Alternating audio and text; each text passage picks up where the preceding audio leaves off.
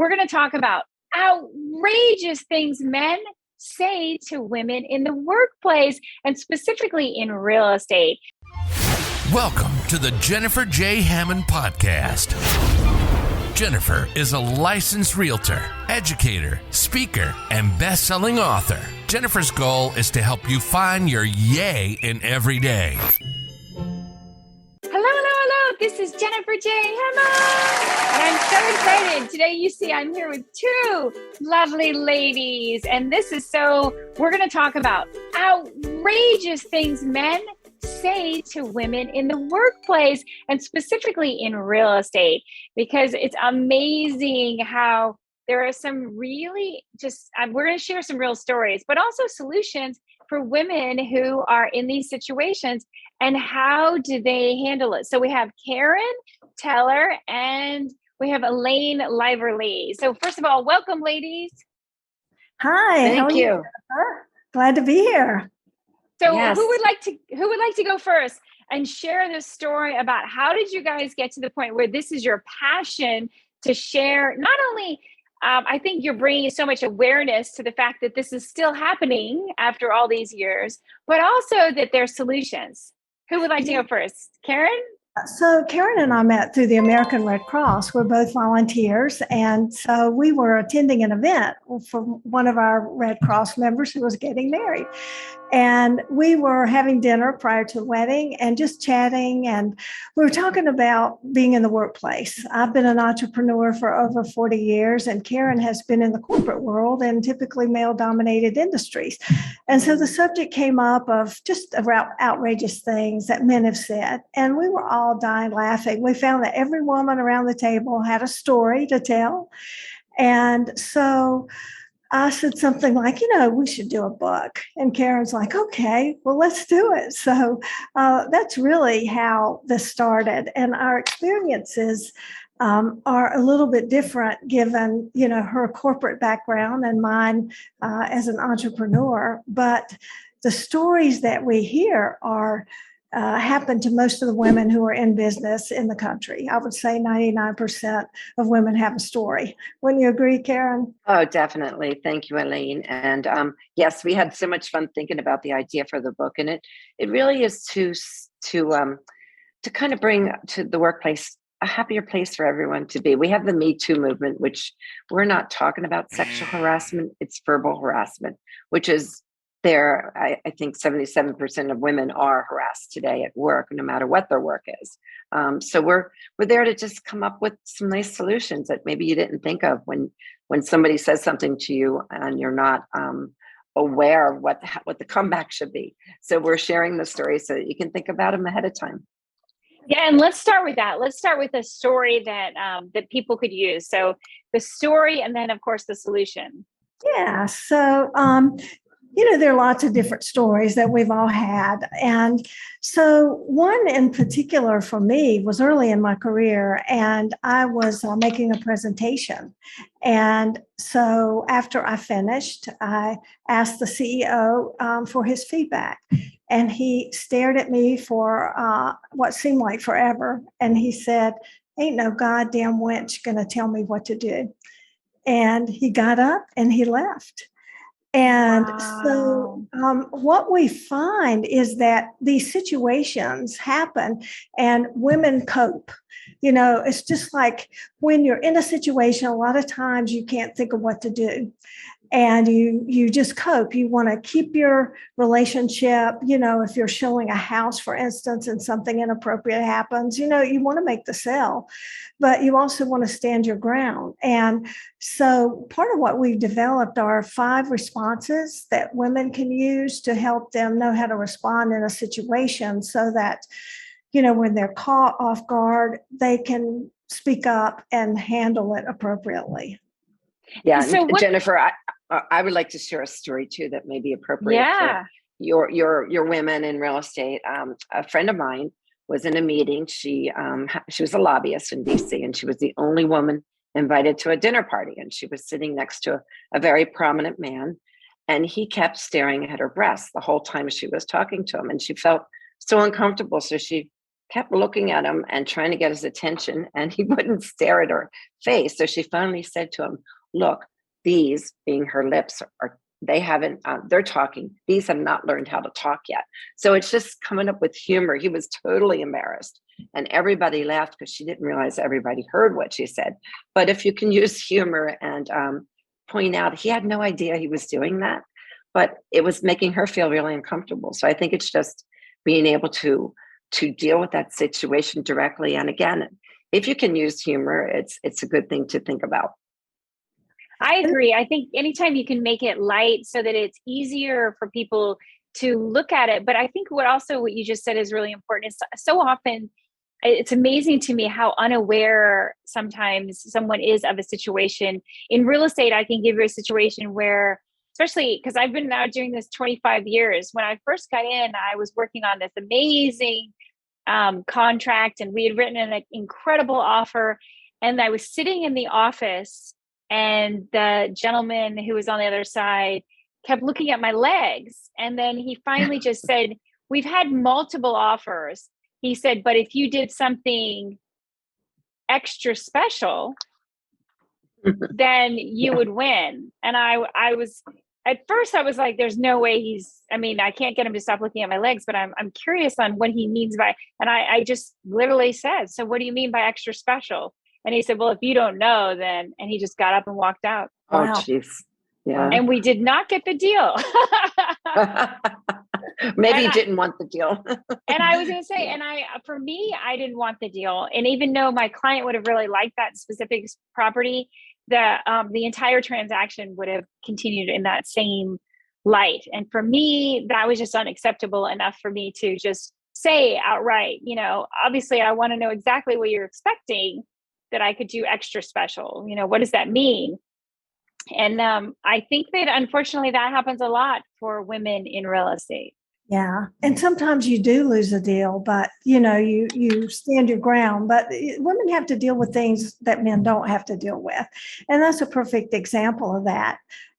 So knowing what to do, and, Karen shared a story, and one of the responses is the quick comeback. A lot of times you can't think in the moment, but if you can, then it shuts things up. And if there's humor, then it even is better. I can think of an example for myself where I was at a conference. I was new on a board, and we had a planning retreat for a weekend. And in one of the conference rooms, I lost an earring, and it was as expensive an earring for me to look for it. And so people were like, "What are you doing?" I'm like, "I lost an earring." So it ended up about 5 or 6 or 7 people kept joining to help me look, and we followed my path. We got on the elevator, up to the hotel room where I was to trace my steps. And so one of the other board members walks up to the elevator and says, "What are y'all doing?" And they're like, "Oh, Elaine lost an earring. We're trying to help her find it." And he says, "Oh, it was on my pillow in my bed." Oh. And I just looked at him and I said, "You wish." And everybody started laughing. And, he never did that again, obviously. But anyway, it's, if you can think of a quick comeback, that's great. But there are other responses that, work too. Another one is to say nothing and do something. A woman shared a story with her about walking into a boardroom where she was an executive, and she was asked to get coffee. And so she thought, okay. So she went down the elevator to a cafe, took a container of sugar, filled the cup half with sugar and the rest with coffee, brought it up, set it down, and sat down for the meeting. And when he, took his first sip, he was like, and he looked at her, and it was just that one look. Nothing was ever said, and never did it again. And he began to look at her differently. So there are some others. One of Karen's favorite is one of our 5th responses. You want to share that one? Something your mom used to say, Karen? Yeah, Jennifer. My mom was not a very good cook. And she used to say, "I'm not Betty Crocker."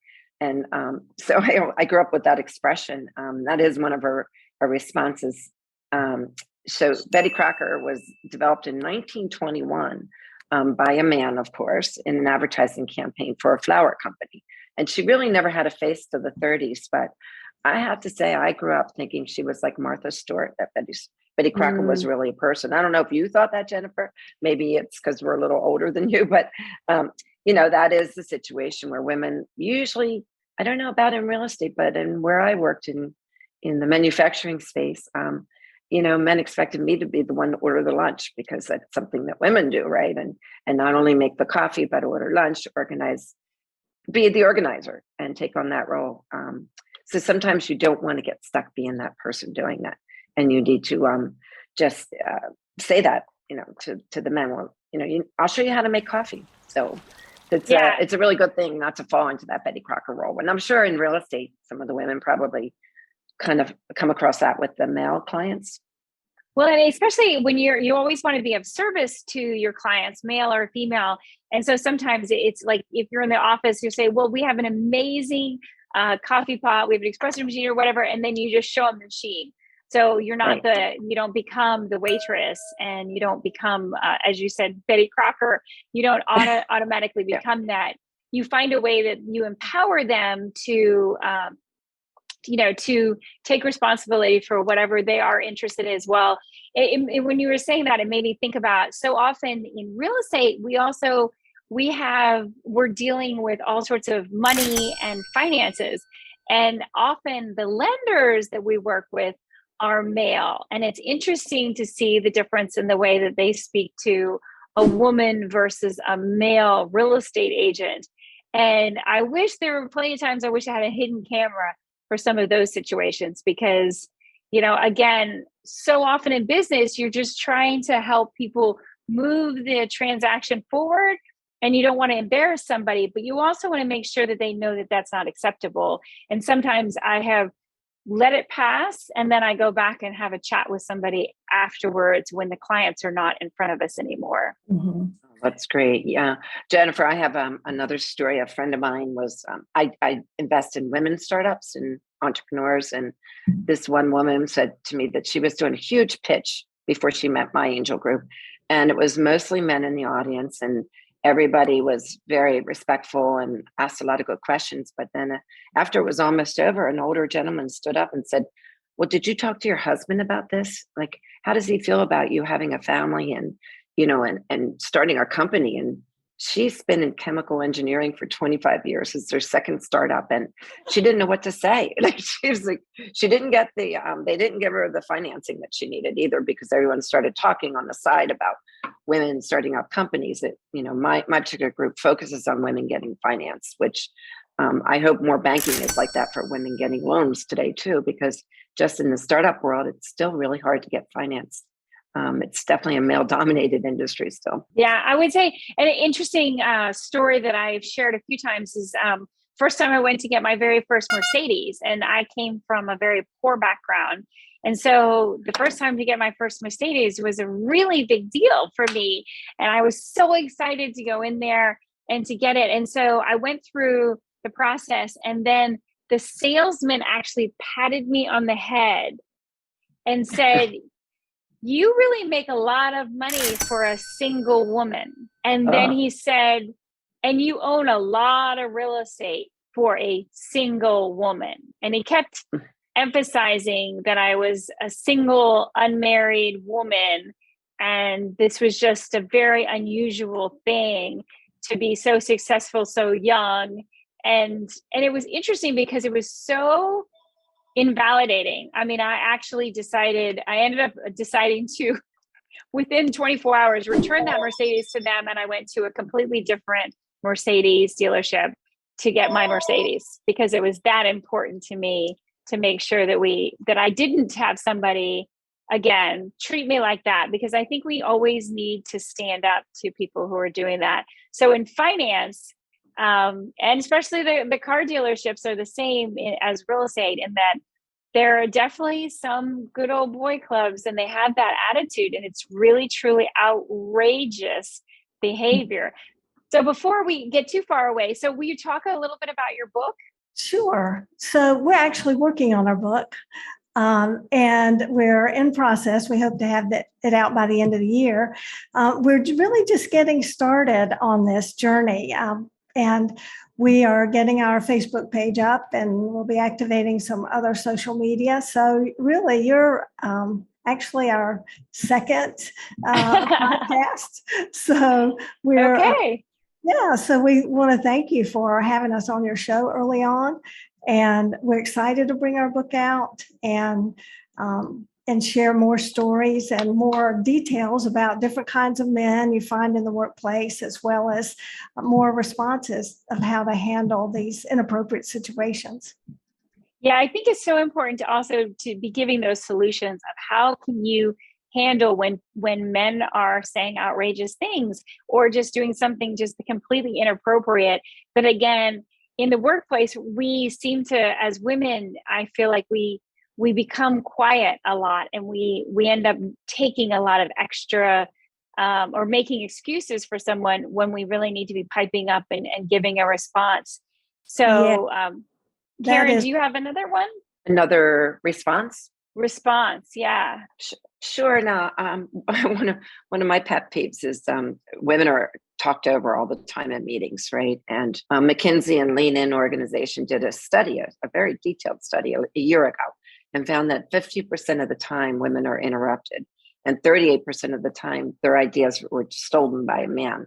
So, if you're in a meeting, a lot of times you just let it go. I did. Because, you're sitting here and you can't believe this guy just said something you just said, and everyone's like, oh, yeah, right. So what you need to kind of say, you need to nip that in the bud really quick and say like, Bill, I'm so glad that you're so passionate about this, but I wasn't quite finished my point yet. Or if the guy stole your idea, you say, Bill, thank you so much for, liking my idea. I'm glad that you are backing it up. So it's just coming out with it really quickly, which you don't think about, but it's still something that is outrageous. I can't believe how often women are talked over in meetings. And I don't know, it might be the same in real estate meetings. If you have a company meeting, it is. Sometimes that happens. And I think the other thing that I've seen happen as well is even if you're in a group of buyers and sellers and they're trying to figure out, and then the men come up and start speaking, and the women seem to kind of fade back like, oh, I don't know if I'm the decision maker, if my voice really matters in this situation. And it does. No matter whether, you're married or not, the woman should speak up and make their voice, their opinion heard. That's really important. Yeah, that's a part of our messaging too, is we have to claim our voice and make sure that we speak up. And, if you look at it, women really own brands. We make about, at conservatively, 85% of decisions on so many things. And we just don't act like we do. So, and we have a lot of wealth too, to your point and your story earlier. So we deserve that respect and to have our voice and claim it.